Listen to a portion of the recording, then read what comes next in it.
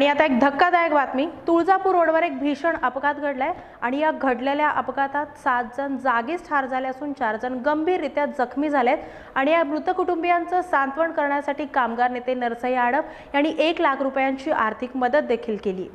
तुळजापूर सोलापूर महामार्गावरील तुळजापूर येथील घाटशीळ घाटात टँकर आणि ओमनी कारच्या धडकेत 7 जण जागीच ठार झालेत तर 4 जखमी झालेत। सोमवारी सायंकाळी 5:30च्या सुमारास ही दुर्घटना घडली। सर्व मृत व जखमी सोलापुरातील गोदुताई वसाहत येथील आहेत। तुळजापुरातील उपजिल्हा रुग्णालयातून मिळालेल्या माहितीनुसार रजनी प्रेमकुमार चिलवेरी वय 35, शिवकुमार गोविंद पोबत्ती वय 40, नर्मदा शिवकुमार पोबत्ती वय 35, तेजस्वी शिवकुमार पोबत्ती 15, श्रद्धा शिवकुमार पोबत्ती वय 4, अपूर्वा प्रेमकुमार चिलवेरी वय 13, वर्षा लिंगराज आडम वय 12 अशी मृतांची नावे आहेत। जखमींमध्ये नागेश जनार्दन कॅतम वय 32 व मयुरी कॅतम वय 25 या नवदाम्पत्यांसह श्रुतिका शिवकुमार पोबत्ती वय 15, श्रावणी भालचंद्र गड्डम वय 9 यांचा समावेश आहे। टँकर क्रमांक MH13R 6537 मळी घेऊन सोलापूरकडे निघाला होता। टँकर चालकाचं वाहनावरील नियंत्रण सुटल्यानं घाटात सोलापूरहून तुळजापूरकडे जाणाऱ्या ओमनी कारला क्रमांक MH12YA 3672 टँकरनं धडक दिली। आणि जाता जाता ते आपलं इद्रुपादलचे आहे बघा ते घाट वर चढताना तिकडनं एक ट्रक आला, ती पुढे एक ट्रक आला, ते दोघांचा धडक होऊन ना मागची ट्रक यांच्या गाडीवर पालती पडली। जागेवर ते चिपटा होऊन ना आतमध्ये शिंगरून ना त्यांना आम्ही बाहेर काढलो। किती लोक जखमी आहेत? टोटल ना 11 जण होते गाडीत। 11 मध्ये 4 जण जखमी आहे। आपण हे उस्मानाबाद हॉस्पिटलमध्ये ॲडमिट आहेत, तिथनं त्यांना सिव्हिलमध्ये पोचला होता। 7 मध्ये 7 ठार झालेत, 3 ऑलरेडी तर शांतीधामला गेलेत। कामगार नेते नरसय्य आडम यांनी मृतांच्या कुटुंबियास भेट देऊन 1 लाख रुपयांची आर्थिक मदत करून कुटुंबियांचं सांत्वन केलं। कोण जबाबदार काय ते अवकाश चौकशी होईल, परंतु गोदुताईमध्ये फार मोठा आघात आहे।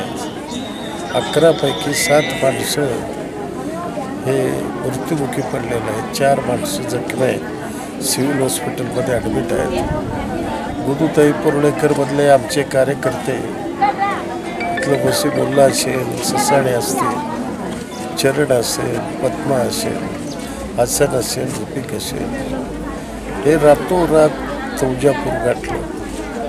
आमचे बापू साबळे असतील, त्यानंतर उस्मानाबादला गेले, बेवर्षीमध्ये पडलेले होतं। त्या ठिकाणी सगळ्या पोलिसाला अधिकाऱ्याला सांगून त्यांनी पटपट अशा पद्धतीची कारवाई केली आणि सकाळी 11पर्यंत डेड बॉडी इथं येईल याची व्यवस्था केली। अशा वेळेला लाल मोठीचे कार्यकर्ते तुटून पडतात, संकटामध्ये लोकांना मदत देतात। आपण प्रार्थना करूया, त्यांच्या दुःखामध्ये आपण सहभागी होऊया। हे पोबत्तीचं कुटुंब तर पूर्ण संपलेलं आहे, एखादा माणूस शिल्लक आहे, अशी परिस्थिती आहे। आपल्या शत्रूवर सुद्धा असा प्रसंग ओढवू नये।